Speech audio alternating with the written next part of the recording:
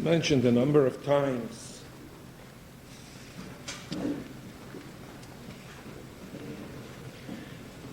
that just as in the physical existence of man, there are diseases and malaises and all sorts of problems.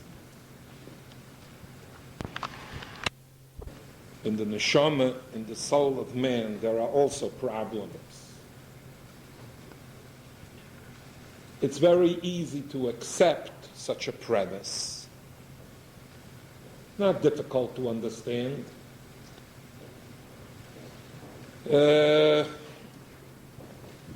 We encounter such problems very frequently in our lives. And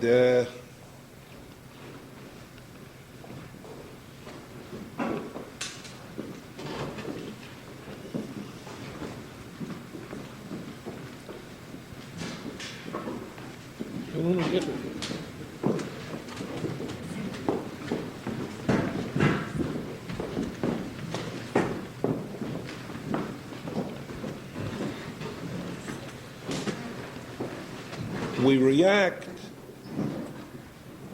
to when we encounter such problems, sometimes we are irritated. We fail to recognize them as a disease, as a malfunctioning, something that has to be diagnosed and something that has to be treated. We fail to recognize this. Just to give you an example, I knew a Talmud Chacham, a Jew, a Talmud Chacham, a picture of a person, an aristocrat, a man with Torah substance, a man with secular achievements, degrees, a colorful personality, a speaker, an astute person. And in life, when he, so to speak, in functioning in life, he was something less than mediocrity. What was his problem? He could not contain his anger. Cause. I remember once meeting him on a train. And you know, the trains, I haven't been for many years on a train, and that was the IRT train. Sometime when the train goes between two stations, sometimes for some reason it stops for a moment or two. I don't know what it is, maybe the tracks are not clear, I don't know exactly. We were sitting in the train and I would say the train was half full. And the train tarried a moment or two too long for him. He blew up in the middle of the train and said, "What's going on here?" In the middle of the train, everybody turned around. Man couldn't contain his anger. And I tell you that the man was less than a mediocrity in terms of achievements. In terms of achievements, the man was less than a mediocrity. He could not control his anger with his co-workers. No one could work with him. No one could be his student. No one could work with him communally. The man muddled through life. Is it difficult to diagnose that this man suffered from his neshama suffered from a disease? Simple to diagnose. I'll give you another example.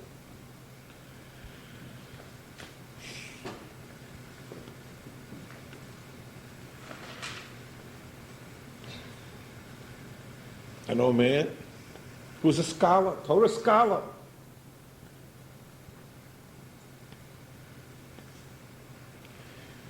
Who functions, who achieves, who could really be a big man. He suffers from jealousy, from killing.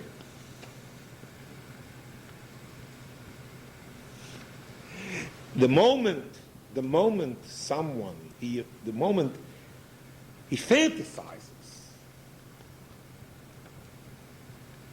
that someone has something that he doesn't have, he, in practical terms, in practical politics, he becomes hysterical.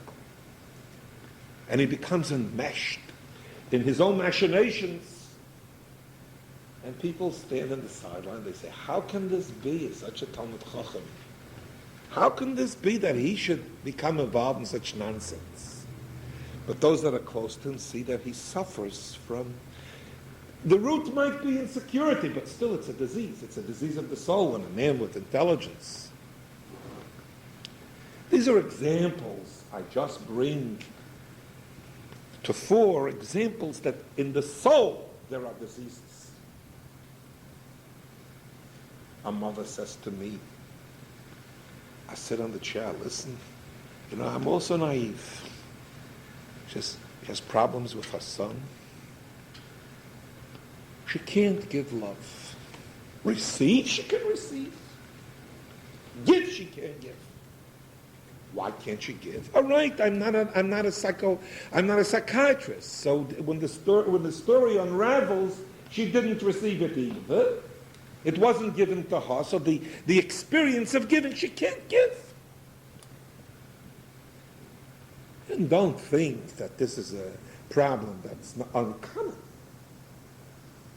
Listen, we are all sophisticated enough to know that this is a common problem. Now, so we've seen, we have already an abundance of illustrations to know that there are diseases of the neshama. One might ask, what's the most pernicious disease that the neshama can suffer from? I'm not playing a guessing game. If we were for a moment to ask, okay, so we see that there are diseases of the soul. What is the most pernicious, the most devastating, debilitating disease that the neshama can suffer?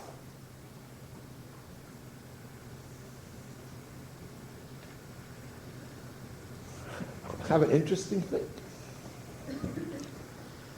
In Perek Chof Tes in Yeshaya, Pasuk Yud Gimel, Vayomer Hashem, the Rebbeinu Shalom said, yeah, because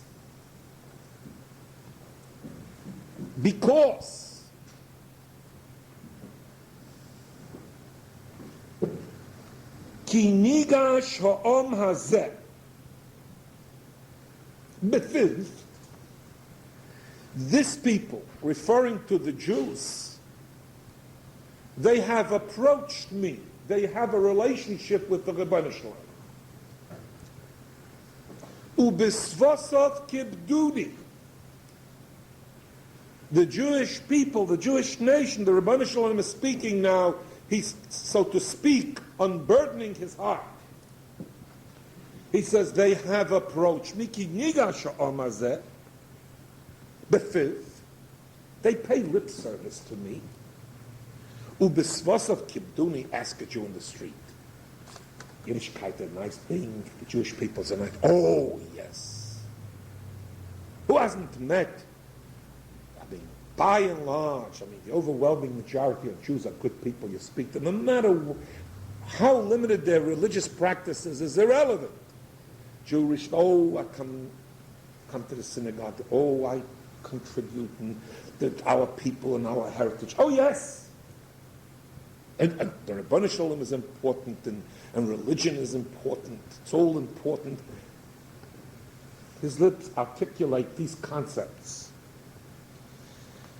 V'liboy rachok mimeni.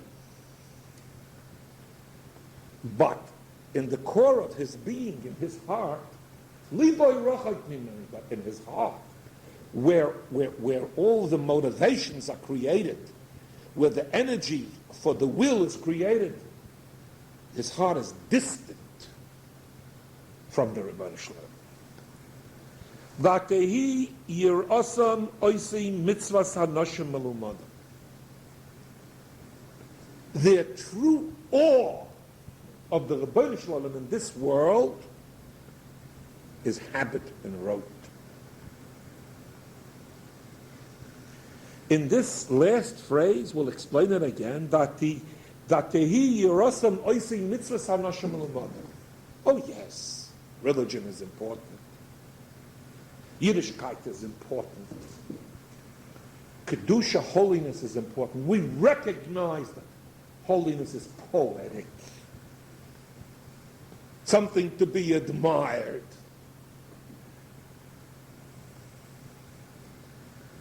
Awe of the Rebbeinu Shalom is, oh yes, that's also poetic.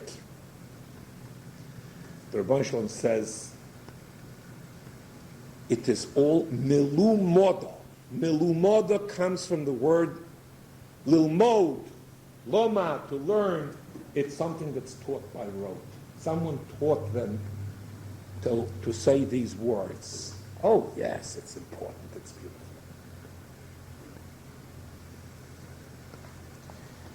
One more sentence and then we'll come back.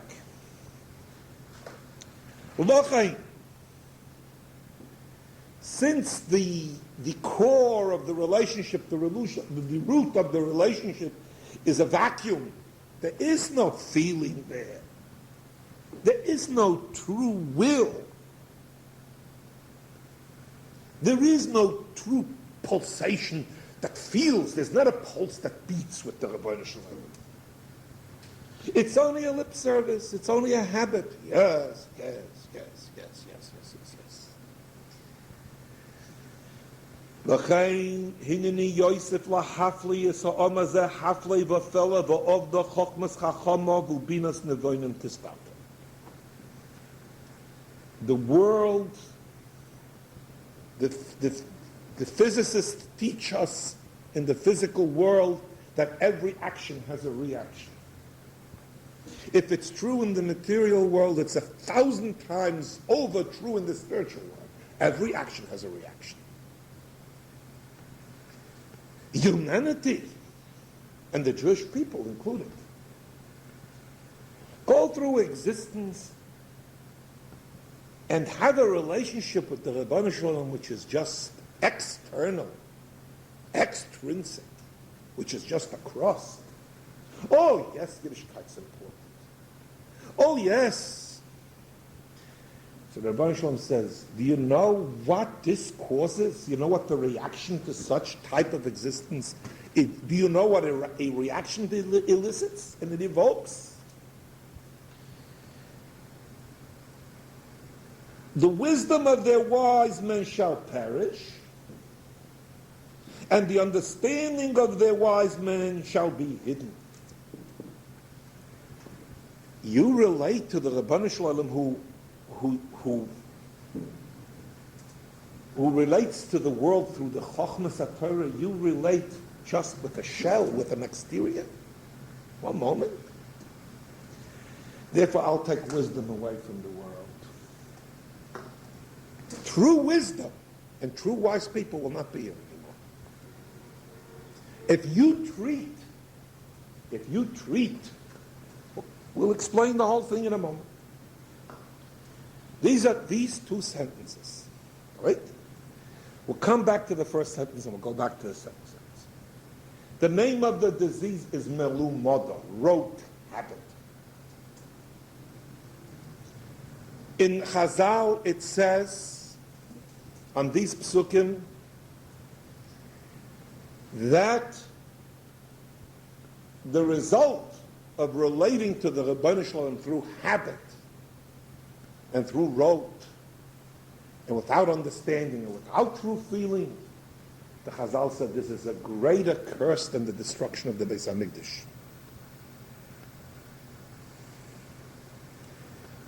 What is it? Yes, sure, go ahead. We'll come to it. Very good. Very good. Excellent. We'll come to it. Very relevant. Hold on, very good.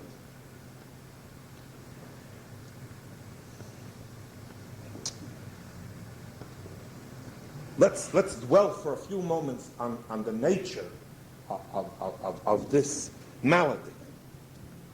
It's good to ask questions. I don't mind. Anybody can interrupt in the middle to ask the question. I don't mind at all.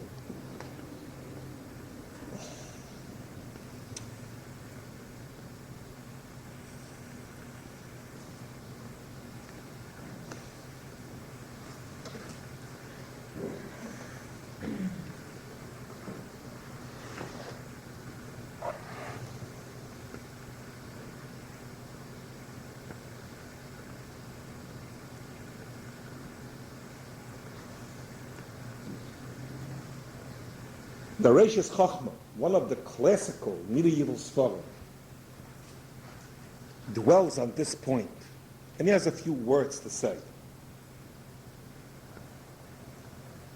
Yereisem oisi mitzvahs anoshem mlumada. The name of the disease is habit, rote, the absence of perception, the absence of feeling. Nire, he says, it appears to us it's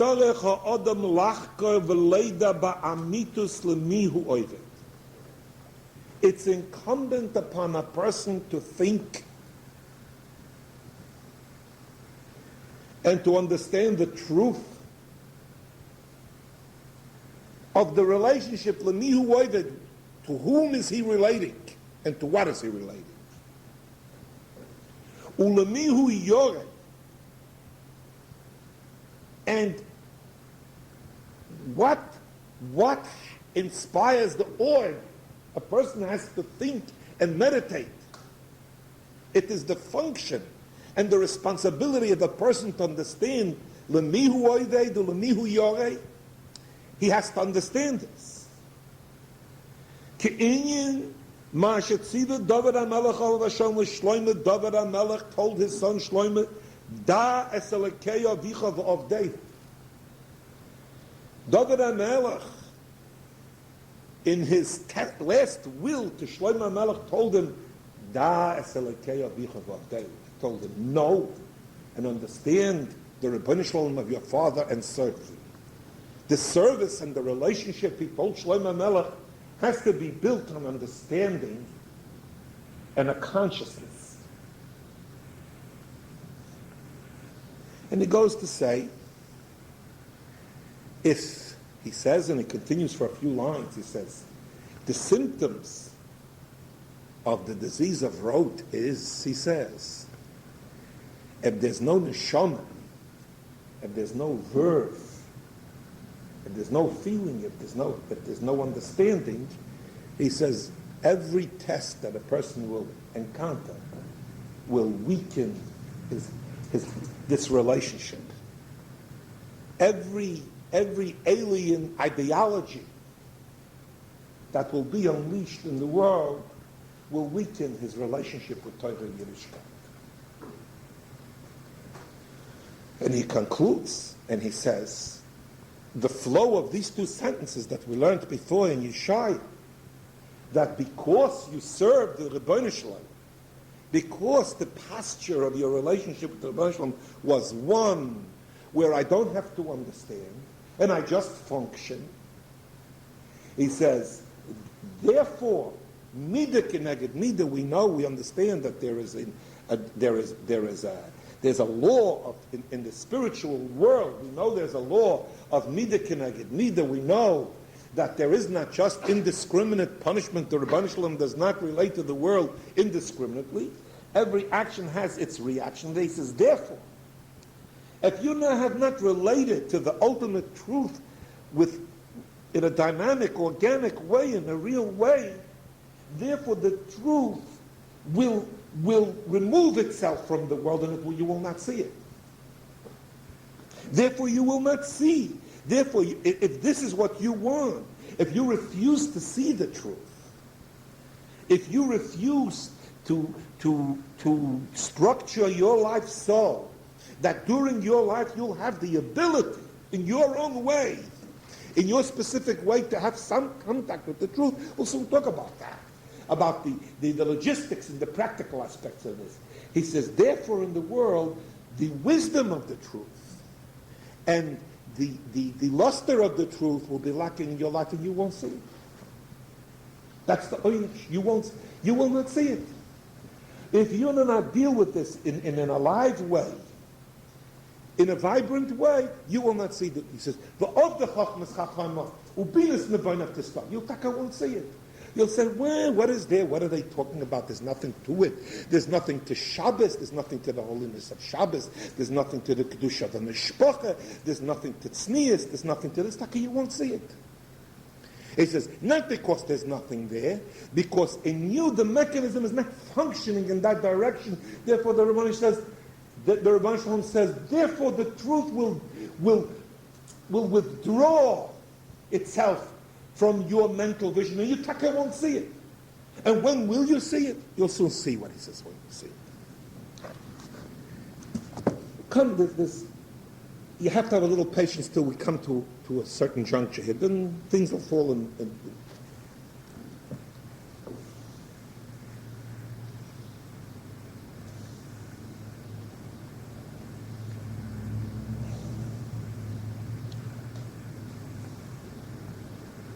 The Choyres Alavovos, Sefer that's 900 and some years old. 900 years old. Bachya Ibn Pekuda, over 900. This is a Sefer, who knows how many times it was printed, into how many languages it was translated. It's a Sefer that Jews all over the globe, there were Jews that lived on this Sefer. We'll soon talk about how Jews lived with the Sefer, how certain Sfarim shaped the Jew's life. Like a Jew let himself be led, let himself be imbued, enlightened. This is one of the classical Sfarim that Jews until today, Talmid Chachamim learn the Sefer Chodesh Alavavos, the duties of the heart. He, in a way, addresses himself to the problem of a person who lives his Judaism, his Yiddishkeit by road. By road. We all live by road. And I must tell you, I don't want to be going to das. I'm not talking to you, I'm talking to myself. We all suffer, all of us suffer from this problem. He says the following: a person who for a few moments opens their eyes and begins to think, where am I in Yiddishkeit? Where am I? Which road do you take? How do we begin to live? How do we breathe in a little life? We're not talking now about revolutions. We're not talking about extreme things. We're talking about a little lachluchis, a little life juice, a little bit, not much in our life. Where does it begin? Where does it begin? Let's say, okay, we're all honest. We'll all let our hair down. We'll sit down and say, listen, we're all in a pickle. We're all in a rut. We are not really functioning the way we are. We're living in a difficult, complicated time, difficult moral, ethical problems, terrible. I don't know if you know, we live in schreckliche times, difficult times for ourselves and difficult times for our families, difficult times for our children. A person 25 years ago, a person didn't even think, what am I going to do with my child? What am I going to do with my child? What was wrong with letting that child go to the movies? What could you see in the movies that's wrong? A young man told me tonight, a young man came up to me and said to me, last week he says, I was totally exhausted. Young man, a fine young man, a businessman, a wonderful man. He says, I was totally exhausted. I had to take a break for a few hours. I didn't know what to do. So I opened the paper, I saw there's an interesting picture, I chose the movies. And sure enough, he says, it wasn't too far, drove over. I said, I bought a ticket. He says, I'll go and I'll sit down, I'll relax. He says, the movies begins, beautiful music. Starts off in a harmless way. He says, we're 3 minutes into the picture. He says, we're 3 minutes into the picture. I didn't know where I was. I didn't know where I was. He says, I heard words. He says, I didn't believe it. He said, I wasn't in the movie. He says, who knows how long? He said, I couldn't sit there. I'm not talking about a Rav. I'm not talking about a chassid. A really fine, earnest young man. A man who lives with the thought. He said, to pick myself up and go. I was ashamed. I couldn't sit there. I mean, we're talking about problems now. We're living, I tell you, I'm not exaggerating, in a storm. We're living in a storm. I mean, you are naive, we are all really small town people. We're small town people. You know what goes on. Rebbeinu Shalom. You've got to know. It's a storm. You don't believe it. I began to subscribe to a certain journal, a literary journal that reviews not junk books, not the higher echelons of literary works. So I buy it, I subscribe, I read it. College professors write, the biggest writers write. It so happens, in the back, they have ads. I always like to look. There's an island for sale. I figure maybe if I can't go to the island, I'll look in the ad for 5 minutes, and I'll sit on the island there, an island off Spain, a private island. I'll enjoy myself for 5 minutes. I'll fantasize. Then I noticed that there are personal ads. So my eye catches an ad, and I don't quite grasp what I'm reading. I don't quite grasp what I'm reading. No. What am I reading? This is not the Deutsch voice. What am I reading? Oh, where am I? I start to go down the column. I wanted to tear my clothing. I tell you, my instant realization, Rebbeinu Shalom, where am I? This is the highest level. These are the most cultured people. These are the most serious cultured writers. This is not the New York Times book review. This is the New York Review of Books. They only advertise the most scholarly books in the world. This is the personal column. Rebbeinu Shalom, have Rachmanis upon us. Where were our children? Where will our children go? I'm forced to become a radical. The world, it's all relevant. In a second we'll talk in a minute. I hate to talk. There are people, I want you to know, I am positive, I'm not negative. I feel like coming to people's house and tell them, burn your television, throw them out. Rabbi, what are you talking about? What are you talking about? What are you talking about? Somebody told me something. I saw it, and I see it. How do we survive? How do we survive here? How do we bring up our children? When I was a kid, my mother put me out in the street. All right, I went to yeshiva, I was 5 years old. But you put a kid out in the street, you send them to public school. It was a machaya. Today, can you raise a family and sleep at night and say, I'm safe, and my children are going on the right way? They're growing up the right way. They're growing up wholesome. They're growing up without the day we're afraid of letting them in the street. I'm afraid of letting them in the house.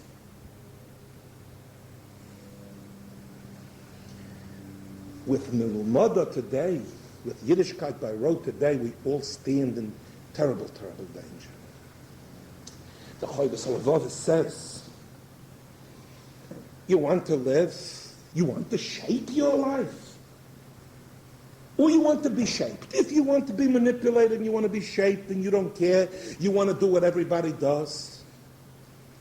I spoke to a young woman, came to speak to me. She doesn't have any confidence, unfortunately. So we're speaking, and I sit back. She doesn't, let her talk. She says to me, I went to this hotel that everybody goes to. You must go there. Every middle-class Jew must go. Or not. Who knows what. I mean, it's a traumatic experience not to be there. So she says to me, B'zeh haloshin. There was a weekend there. So I listened. So she says to me. So then the crowd went here, and then the crowd went there. And then the crowd did this, and then the crowd did that. And the poor soul, she was telling me, in essence, she did everything that the crowd told her to do. And then she feels unhappy. She's talking to me. I was groping for words. Rebbeinu Shalom put the right words in my mouth. How do you breathe life into her? To tell her that if she can't stand up against the crowd, she's lost. Anyway, so the Chodesh Halavavah says, listen to a few words of this. He says, A person has to make a cheshbon nefesh. He has to make some introspection to see where he is in the world. You sit down for 5 minutes, you think, okay, the kids are in school, my husband is away, I'm home, I'm alone. 5 minutes I'm going to sit down and think. Don't think more than 5 minutes, because more than 5 minutes in depression. Don't do it more than 5 minutes. It says you're sitting 5 minutes alone, you're sitting 5 minutes alone, and you think. So he says the following. He says, what is your relationship? He says,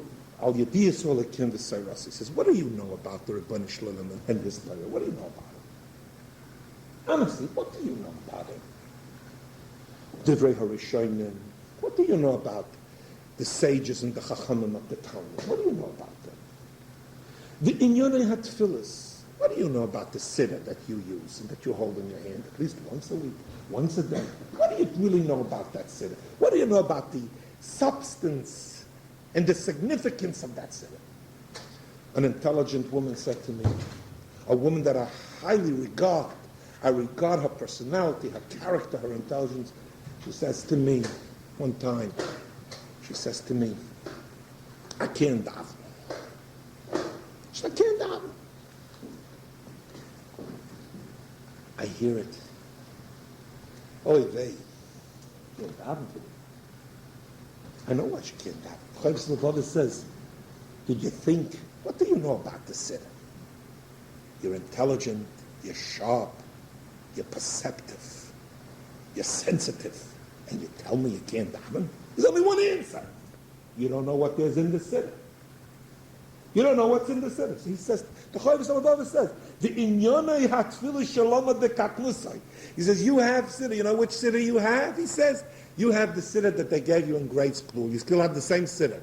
When you went to day school, and they gave you a siddur, and you learned how to read in that siddur, that's the exact same siddur that you have. Your knowledge and your perception of what's in the siddur is the same as when you were a little girl in school. Think about it. What do you know what's in the siddur? Bereishis hispatchusa, he says, in the beginning of your development, they gave you a little siddur, and you still have that little siddur. That's what you think is in the siddur. When you begin to learn. He says, you're not going to get any place if that's your knowledge of Judaism and Yiddishkeit. If that's what you know about the Rebbeinu Shalom, and that's what you know about the Rebbeinu Shalom's Torah, and that's what you know about Tefillah, you're not going to get any place. What should you do? He says, what should you do? How do you get out of that?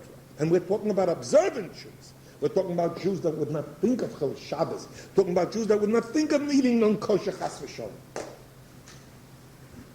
So what do you do? The Yidrosh Me'atzma, he says, you have to demand of yourself one thing. Lilmoid es kol advorim halalu mechadash. You have to understand you're a mature person. You have to relearn all these things from new. You have to understand them with your present maturity. If you take the siddur, and the siddur is something that you learned in school, if the song that's still ringing in your ears. The juvenile music is still ringing in your ears, you don't understand. From the words Adonai Elam Hashem Molach B'Terem Kol Yitzir Nivro. If we penetrate for a moment each to his ability to understand what that is, that's enough to generate awe in a person. He says, when your mind was supple and it was not developed, you didn't understand the subtleties and the subtle issues that are involved in tefillah and in learning. As you could understand it today, kasher boga, when you're mature. The Rav Shlomo says here, I found this piece. The Rav Shlomo says the only cure that there is for mlomada is to learn something. Look, whoever is in earnest, there are various degrees of earnestness. Look, we are all busy people. I am busy, not with learning all day. I'm busy with mundane matters, a good part of the day. Mundane matters, good part of the day. You can almost say that I work like your husband's work. But a person thinks, a person has a certain seriousness, we're talking, how do we survive in this tidal wave? How do all of us survive? A person goes home, look, it's a free country. You can go home and say to yourself, oh, there was a discussion tonight, and you could say, who's interested? That's your prerogative. That's your prerogative. But if you read a pasuk, and you learn a pasuk that the Rebbeinu Shalom says that there's a disease which is greater than the destruction of the Chum Beis HaMikdash, which is called rot. You know why it's greater than the destruction of the Beis HaMikdash? Because after the destruction of the Beis HaMikdash, there were a Jewish people left. There was a consciousness left. It was a bleeding, suffering mind full of anguish, but it was alive. And a person whose life is totally rot, in the core, it's not alive. So the disease is more pernicious, is more devastating. We have to know, I tell you, the only antidote to rot, to give life, to give vibrancy to our relationship with the Rebbeinu Shalom is learning. Is learning, and they say, the Chav Salavava says, you have to learn with your maturity. You have to learn with the maturity. I'm not talking here about learning irrelevant matters of matters. I'm talking about, he mentions the Seder. It's a kabusha. I'm embarrassed to think, you look over the Seder. You look into the Seder. He should live and be well. He's not too well. The Kloisenberger Rebbe. You want to hear something what a person told me? He eats breakfast. He eats breakfast usually around when the sun is going down. Why does he eat so late? Not because he fasts. Somebody who's close to him, that's intimate with him, told him he does not daven unless he sees something new in the Siddur. He takes the Siddur and he sits, he doesn't daven. Unless he discovers something new in the Siddur, he doesn't daven. You have to know. You're not allowed to laugh. I laugh, who you're talking about. A wife and 11 children, they burned up in the ovens. I saw him after the war. He came after the war. Friday night he used to bang with his hand on his head. I thought, I can't tell you what I saw. And he rebuilt his world. He said he doesn't down with an obstinacy. He doesn't till he sees something new in the Siddur. Till he looks at the words. Till he discovers something new in the Siddur. We can't do that. I tried it. I got too hungry. we can't do that. We can't do that. But I'm showing you how a big person davens. It's not old to him. The Siddur is a new Siddur to him every day. You'll be surprised, if to learn. Here, even our people, and I must say, with all due respect to present company, all of us, hear about the feminist movement, about women's lib, about this, about the rights of women. I hold with them in many aspects. And some partly against them, but which aspect? We must know, or not we will survive. What will you give your children? How will you shape your home? Today, if there isn't a force, in your lives, a subtle force of recognition. I spoke to a woman tonight on the phone for 5 minutes. A woman from Yerushalayim, an American girl. She doesn't sound like she's American. American girl. I know the family, Williamsburg family, Mom, ich berichte Chassidim, American girl. I met her in Jerusalem. I know her, but she was a girl yet, I think, my sisters. She's made a school for 300 little girls in Makastas. I look at the woman. She runs a school for 300 women. So she talks to me in Yiddish. Now she needs to cover the budget. She knows us. I spoke to her for 5 minutes. Oh, she doesn't live with rote. Oh. In her style, a consciousness of what she's doing with the children. To schlep a school with three, we won't build. We won't build in our families. We won't build in ourselves. We'll be pulled along with the currents. They'll give us those placebos, they call us, to make us feel good. Every day we'll get a different. Without learning, the Chivas says the antidote to the Mlumada is ustaklik. Somebody could ask me a practical question. You ask me, you're absolutely right. You happen to touch a problem, which is a big discussion. But Mither Shalom Lishma means he's learning, she's learning. For whatever reason, but she's using her head. Doesn't mean self-deception. It means that the person is learning. So the person is learning for ulterior motives. The kosherest motive is to bolster her ego. I don't want to be an empty person. So the Gemara says, okay, good, you want to bolster your ego. You're not learning for the loftiest purpose, but you're learning.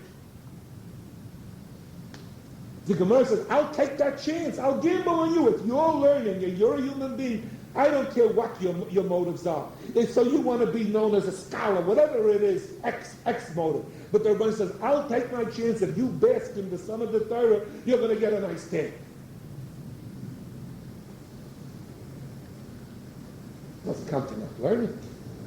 When I told you, a woman tells me that you can't balance. What do you mean you can't? I can not daven. I can get along with that daven.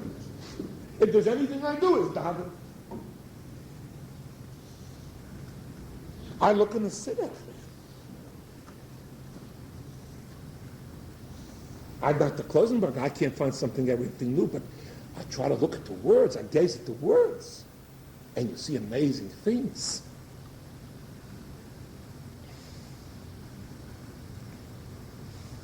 I mean, you study what a kind of shamash and a satabi tahira means. I mean, the most devastating disease to Yiddishkeit today is Malomoda's doing it by rote. We talk to people. Of course the Chachma disappears.